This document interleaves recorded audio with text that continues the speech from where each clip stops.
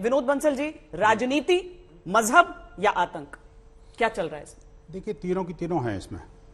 ये तो तीनों का खिलाड़ी है, राजनीति का भी, मजहब का भी और आतंक का भी। और मजहब का नाम आतंकवाद में कैसे प्रयोग करना चाहिए, ये इसको बखूबी जानते हैं। आप देखिए कि 1947 के बाद में अब 100वीं वर्षगांठ पर ये भारत के पुनः एक और विभाजन की तरफ ले जा रहा है।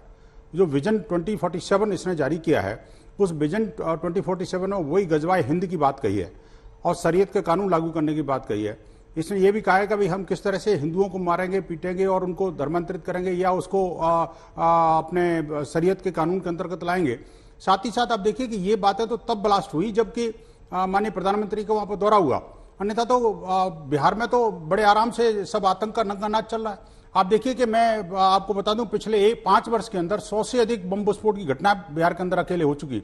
भागलपुर, मोतिहारी, गोपालगंज, आरा, खगड़िया, बांका, जमुई, ऐसे मुजफ्फरपुर, ये ऐसे गढ़ हैं।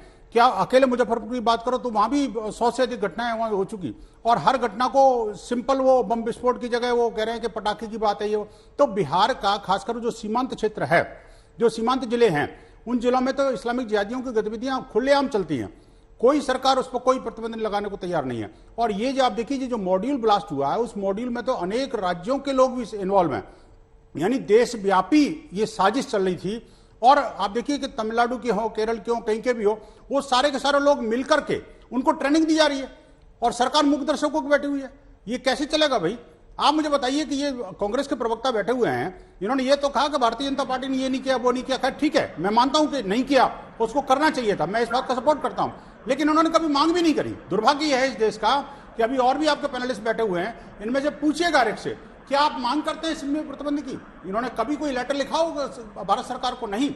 आज विश्व हिंदू परिषद केरला की बैठक में, क्रांति की बैठक संपन्न हुई, उस बैठक में आज बाकायदा प्रस्ताव पारित करके विश्व हिंदू परिषद ने मांग की है कि ऐसे इस्लामिक जिहादी, देश विरोधी और धर्मद्रोही संगठन को अविलंब बैन करना चाहिए। मैं कहता हूं ऐसा कोई प्रस्ताव क्या कांग्रेस ने लाया? ठीक है, समाजवादी पार्टी ने लाया, किसी और पार्टी ने लाया? देश को तोड़ने वालों के साथ हमेशा खड़े होते हैं, बड़ा दुर्भाग्य। जी, पहले शक्ति यादव जी, क्या देख रहे हैं आप इसमें? राजनीति या फिर राजनीति वो है जो कि पीएफआई के बचाव में खड़े लोग करने लगते हैं?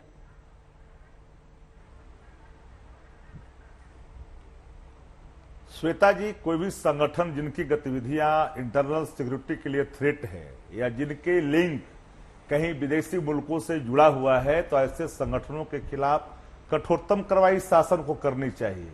लेकिन उन्हीं इलाकों में ज्यादातर जो हम देख रहे हैं हाल के दिनों में, और आप भी इन चीजों को देखते हैं, एकाएक आतंक का एक नाम दिया जा रहा है। मैं कोई भी आतंकवादी, कोई भी आतंकी घटना देने वाले कोई भी संगठन अगर हैं, उसकी पुष्टि होती है तो सरकार को कार्रवाई करनी चाहिए। और इस देश के अंदर में कई ऐसे संगठन हैं जिन पर कई बार बैंड लग चुका है। आरएसएस जैसे संगठनों पर 2-2 बार इस देश के अंदर में बैंड लगा है। माफ करिएगा, हम तो किसी संगठन की बात करते हैं, लेकिन अगर संगठन में अगर एक रूपता रंग से एक ही तरह के अगर शिक्षा और दीक्षा दी जाए जिसके कारण समाज विखंडित हो, नफरत हो, तो ऐसे संगठनों पर प्रतिबंध लगाना चाहिए। हम किसी मजहब के नाम पर, किसी जाति के नाम पर और धर्म के नाम पर हम बात नहीं कर सकते। कोई भी व्यक्ति, कोई भी जाति, कोई भी धर्म के मानने वाले लोग जिनकी गतिविधियां देश के विद्रोह में है या इंटरनल सिक्योरिटी के लिए खतरा है, थ्रेट है, तो एक कदम भी पीछे नहीं हटना चाहिए, आगे बढ़ करके कार्रवाई करनी चाहिए। लेकिन इसको मजहबी रंग नहीं देनी चाहिए। नहीं, मतलब आप पीएफआई को कटघरे में रख रहे हैं या नहीं रख रहे हैं? अरे ये स्पष्ट नहीं हो पा रहा है। पर उस इसमें मजहबी रंग कहां? नहीं, पूरी बात श्वेता जी, मैं तो साफ, मैं किसी को मैं इसमें मजहबी रंग कहां से आ गया? वो तो एक मजहब चाहे का कोई कोई संगठन उनको में बात जिनकी पूरी कर लेनी गतिविधियां देश के लिए खतरा है, पूरी या तो हमें पूरी करने दीजिए। श्वेता जी, हमने कहा कि कोई भी संगठन जिनकी विनोद जी क्रॉस क्वेश्चन कुछ देर में, पहले अपनी राय सब रख रहे हैं। ठीक है, अजय आलोक जी, इस तरह से इंटरप्ट मत करो। कौन भाई बैठे हैं? अजय आलोक जी, महाज्ञानी बैठे हैं। सीधे तौर पर अगर हम यहाँ पर देखें तो अगर आरजेडी की तरफ से ये कहा भी जा रहा है तो इसमें गलत क्या है? क्योंकि सरकार तो वहां पर एनडीए की चल रही है। अगर कार्रवाई नहीं होती है, कार्रवाई नहीं हो रही है, इतने बम धमाकों का जिक्र हो जाता है, इतनी आतंकी गतिविधियों का जिक्र हो जाता है, तो उंगलियां तो हर ओर उठ रही हैं। नहीं, स्वाभाविक है, उंगलियां तो उठेंगी। कार्रवाई अगर नहीं हुई होती तो ये इतने पकड़े कैसे जाते? इसलिए कार्रवाई भी हो रही है। समस्या दूसरी है श्वेता जी। पीएफआई कौन है ये? कौन है पीएफआई? कहां से आया? सिमी बैन हुआ, पीएफआई में कन्वर्ट हो गया। कल को पीएफआई बैन कीजिएगा, कोई नया एसएफआई खड़ा हो जाएगा।